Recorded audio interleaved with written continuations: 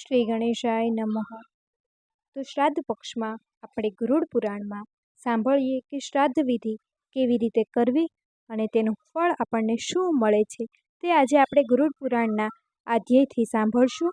તો સર્વના સઘળા પ્રકારના પાપનો નાશ કરનાર શ્રાદ્ધનો વિધિ હવે હું તમને બતાવું છું. ત્યારે શ્રાદ્ધ વિધિના શ્રેષ્ઠ કાળ વિશે દરેક મનુષ્યએ ધ્યાન રાખવું જોઈએ. ખાસ કરીને અમાવસ્યાએ, અષ્ટકાએ, વૃદ્ધિએ, કૃષ્ણ વદ પક્ષ, અયંદ્રય એટલે કે દક્ષિણાયત અને ઉત્તરાયણ એ બધા શ્રાદ્ધ માટેના કાળ ગણાય છે. એ સિવાય સૂર્ય સંક્રમણ થાય તે કાળ, વ્યતિપાત યોગ, રાત્રિ દિન સરખા હોય તે કાળ અથવા અમાવસ્યા તિથિનો પાછલો ભાગ કે સૂર્યગ્રહણનો સમય, ચંદ્રગ્રહણ, સૂર્યગ્રહણનો સમય, ઉત્તમ દ્રવ્યની સંપાતિ, જ્ઞાતિ બ્રાહ્મણ અનાયાસ મળી આવે તે સમયે અને શ્રાદ્ધ કરવા માટેની તીવ્ર ઈચ્છા એ બધા શ્રાદ્ધ કરવા માટે યોગ્ય કાળ ગણાય છે. વળી સર્વ દેવોમાં અગ્રીમ દેવ હોય તે દેવ, તે શ્રેષ્ઠ દેવ, સઘળી વિદ્યાઓના જ્ઞાતા બ્રાહ્મણ, જેનું વેદોનું અધ્યયન ચાલુ હોય, જે વાર તિથિઓ જ્ઞાતા હોય તથા જે ત્રિમુગ્ધ જેવા ચારિત્ર્યનો અને સર્વપ્રિય હોય, દ્વિજણ વર્ણ પર સમાન સદ્ભાવ રાખે, જેનો પોતાનો કોઈ ભાણેજ યજ્ઞયાદ આદિ ક્રિયાઓ વિધિસર કરી જાણતો હોય, ઉપરાંત જે જમાય અથવા તો પૂજ્ય, સ્વસુર, મામા, એક અધર્યું કે જે ત્રિણાચિત્રિક નામે ઓળખાય છે તે એક અધર્યું અથવા યજુર્વેદ, એક બ્રાહ્મણ, યાજ્ઞિક, દોહિક કે દીકરીનો દીકરો, ભાણેજ, પોતાનો ગમે તે શિષ્યો, સગા સંબંધીઓ, કુટુંબોનો ગમે તે સભ્યો અને કેટલાક કર્મનિષ્ઠ બ્રાહ્મણો, કેટલાક બ્રહ્મચારીઓ કે જેઓ પંચાગીત તપ કરતા હોય, કેટલાક માતા પિતાની આજ્ઞા ભક્તિમાં તત્પર રહેનાર, આ સર્વ વ્યક્તિઓની શ્રાદ્ધમાં દેવ ગણના થાય છે. શ્રાદ્ધને પ્રસંગે અહીં આપેલ લોકોને અયોગ્ય ગણ્યા છે, તેથી તેમને આમંત્રણ આપતા નથી. જેવા કે રોગિષ્ઠ, બ્રાહ્મણ, ઓછા વત્તા અંતવાળો યા ઘોડખાપણવાળો, કાણો, જે પુનઃલગ્ન કરેલી સ્ત્રીથી જન્મેલો હોય, જે વર્ણશંકર હોય, આચાર વિનાનો હોય, ધર્માચારમાં અને જે અવૈષ્ણવ હોય, આ બધાને શ્રાદ્ધ વખતે નિમંત્રણ આપવાનો નિષેધ કરાયો છે. ભાવિક મનુષ્ય શ્રાદ્ધના આગલા દિવસે જ પોતાને યોગ્ય લાગે તે બ્રાહ્મણને શ્રાદ્ધમાં આવવા માટે આગલે દિવસે જ નોતરવું મોકલવું અને શ્રાદ્ધમાં નોતરેલા બ્રાહ્મણે નોતરા સ્વીકાર્યા પછી સંયમી રહેવું જોઈએ.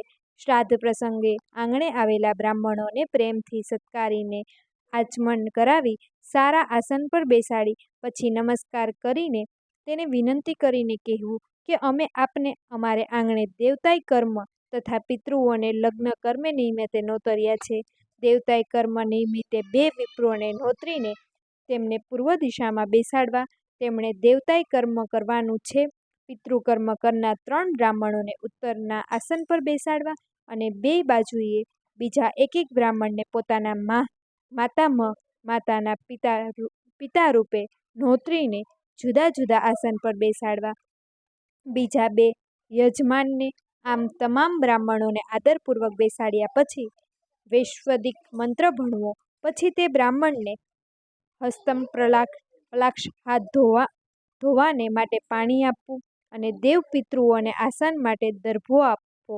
આ પ્રમાણે આહ્વાન કર્યા બાદ તે બ્રાહ્મણોને નિમંત્રણનાર યજમાને વેદ મંત્ર ભણીને વિશ્વદેહોનું ત્યાગ આહ્વાન કરવું. પછી જવની સાથે પવિત્રતા સહિત પાત્રમાં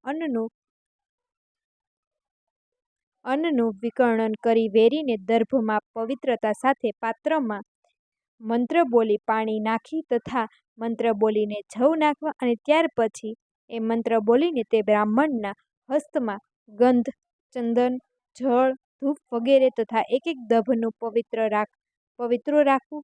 પછી જનોય અપસ્વ કરીને ડાભા ખંભા પર જનોય ધારણ કરી પિતૃઓને ઉપદેશીને ડાબી બાજુએ 2 ગણા દર્ભો પાથરીને ઋગ્વેદના એ ઋગ્વેદનો મંત્રોચ્ચાર કરીને પિતૃઓનું આહ્વાન કરીને પિતૃરૂપ પધારેલ તે બ્રાહ્મણની આજ્ઞા મેળવી એ મંત્રોચ્ચાર કરવું, એ મંત્ર ભણીને તે પિતૃઓને ઉપદેશીને હવે જળને બદલે તલથી યથાર્થ કરવું અને પ્રથમની જેમ જ અર્ધ વગેરે અર્પણ કરવું. આમ અર્ધ આપ્યા પછી એ પિતૃઓને સંબોધીએ જે પાત્ર સ્થાપેલું હોય તેમાં વિધિ વિધાનથી શ્રવણ કરી પિતૃઓને ત્યાં સ્વીકારીને એ મંત્રોચ્ચાર કરી એ પાત્રને ઊંધું પાડવું. પછી એ મંત્ર બોલીને ઘીથી વ્યાપ એવું અન્ન ગ્રહણ કરી એ યજમાન તે બ્રાહ્મણને પૂછે છે, હવે હું અન્ન પીરસું ને? ત્યાર પછી સહિત ગાયત્રી મંત્ર ભણીને એ ઋચા પણ જપવી અને પછી સૌ બ્રાહ્મણને કહેવું કે તમને જે રીતે સુખ ઉપજે તે પ્રકારે શાંતિથી ભોજન કરો. ત્યાર પછી બ્રાહ્મણો મૌન ધારણ કરીને જમવા માંડે છે. આ શ્રાદ્ધ વિપ્રોએ મૌન ધારણ કરીને ભોજન કરવું જોઈએ. તે વેળાએ તે યજમાને પણ ક્રોધ રહિત રહીને જ તે બ્રાહ્મણોને તેમને પ્રિય એવું ઇષ્ટ અન્ન અને હલવિષ્ટ પીરસ્યા કરવું. આમ તેમને તૃપ્તિ થાય ત્યાં લગી અન્ન પીરસ્યા પછી પણ મંત્ર જાપ ચાલુ રાખવા અને એ મંત્ર જપ્યા પછી શેષ રહેવું અન્ન ગ્રહણ કરીને તમે તૃપ્ત થયા ને એમ તે પિતૃરૂપ બ્રાહ્મણને પૂછવું. પછી તે અન્ન ભૂમિ પર વેળ્યા કરવું, એકવાર અર્પણ કરવું. પછી અન્નમાં તલ મેળવીને તેને ગ્રહણ કરી દક્ષિણ દિશા ભમી મોં રાખી ઉચ્છેદિત સમીપ જે પિતૃયજ્ઞ પિંડો પ્રદાન કરવામાં આવે છે તેમ પિંડો અર્પણ કરવા. પછી માતામહ તથા પિતૃઓને સંબોધીને તેઓને પણ પિંડો પ્રદાન કરવા. ત્યાર પછી તેમને આચમન અર્પણ કરવું અને અમારા કુળના દાતા દાની વધે, અમારા કુળના વેદો તથા સંતતિ પણ અવશ્ય વધે.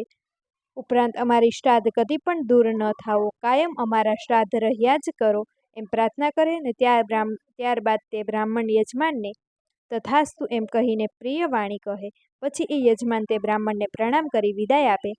તે વેળાએ ઉચ્ચાર કરીને પ્રતિપૂર્વક પિતૃઓનું શ્રાદ્ધ કર્મનું વિસર્જન કરવું. હવે પ્રારંભમાં જે અર્ધપાત્રમાં સંદર્ભો નાખ્યો હતો અને તે પાત્રને ભૂમિ પર ઊંધું વાળ્યું હતું તેને ચત્તુ કરીને તે બ્રાહ્મણને આદરપૂર્વક વિદાય કરવા અને વિદાય કરતી વેળાએ એ બ્રાહ્મણોને પ્રદક્ષિણા કરી સ્તુતિ કરવા પૂર્વક અમુક પગલાં તેમની પાછળ જવું અને પછી તે યજમાનોને પિતૃઓને અર્પણ કરતા બાકી રહેલ તે અન્ન સ્ત્રીઓને સાથે રાખીને જમવું.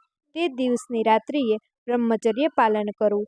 કોઈ પણ ગૃહમાં મનુષ્યની વૃદ્ધિ થાય એટલે કે સંતાનનો જન્મ થાય છે અને ત્યારે ગૃહસ્થ દક્ષિણા સહિત નાંદિની મુખ શ્રાદ્ધ કરવું. તે શ્રાદ્ધમાં પિંડોને જવ તથા બોરયુક્ત કરેલા હોવા જોઈએ. પણ નામનું જે શ્રાદ્ધ કરાયું તે દેવકર્મ રહિત હોય છે અને તેમાં માત્ર એક જ અન્ન તથા એક જ પવિત્ર હોવું જોઈએ. તેમજ શ્રાદ્ધ આહ્વાન તથા અગ્નિ કરી પણ રહિત હોય છે, પણ તે શ્રાદ્ધમાં જનોઈનો અપશ્ય ડાબા ખંભે જ ધારણ કરાય છે. બ્રાહ્મણોનું અક્ષર અને સ્થાને વિસર્જન કરવું. તે બ્રાહ્મણોને એમ કહેવામાં આવે છે ત્યારે તે બ્રાહ્મણ પણ અમે સર્વ રીતે આનંદ પામ્યા છીએ એમ કહે છે.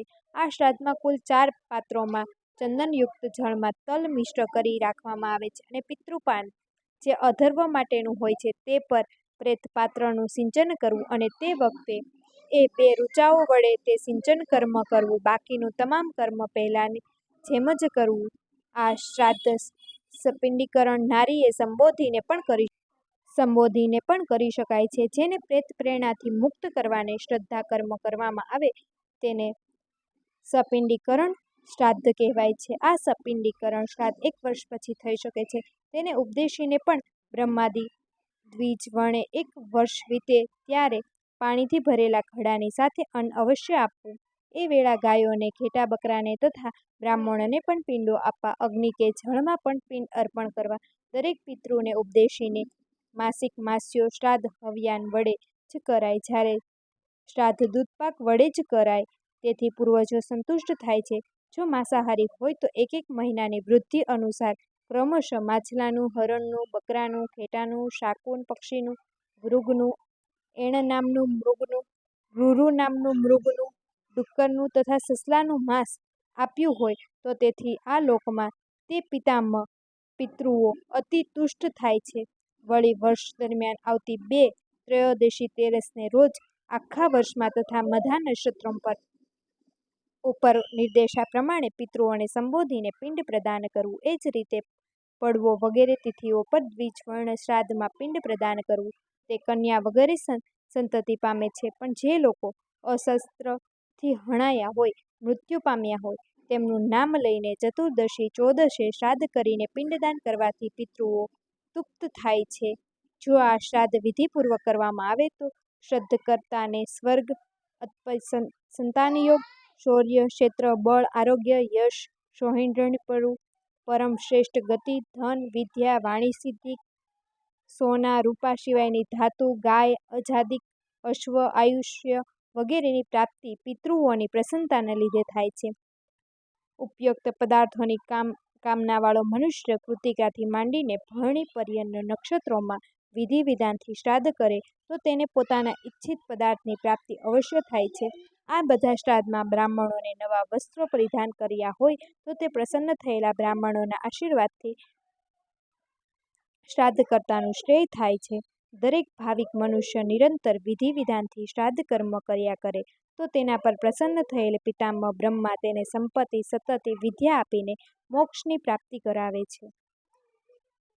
આ જ રીતે આપણે આપણા પિતૃઓનું શ્રાદ્ધ વિધિ નીતિ નિયમથી કરવું જોઈએ, જેનાથી આપણા પિતૃલોક આપણને પ્રસન્ન થાય છે. જો તમને વિડીયો પસંદ આવ્યો હોય તો લાઈક કરી દેજો અને કમેન્ટ પણ કરી દેજો. ધન્યવાદ.